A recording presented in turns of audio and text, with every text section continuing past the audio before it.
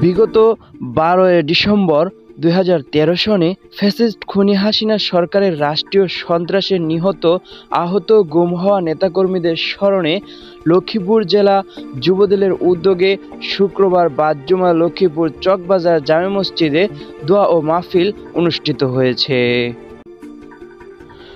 ওই দিন একটি দল লক্ষ্মীপুরের নিরীহ আন্দোলনরত নেতাকর্মীদের ওপর নির্বিচারে গুলি করে।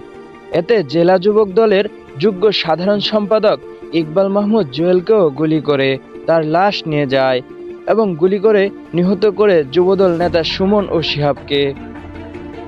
তাদের গুলিতে আহত হন লক্ষ্মীপুর জেলার বিএনপির সদস্য সচিব শাহাবুদ্দিন সাবু, যুবদল নেতা মুরাদ ও ছাত্রদল নেতা নেচার পরাণসহ প্রায় শতাধিক নেতাকর্মী গুলিবিদ্ধ হন।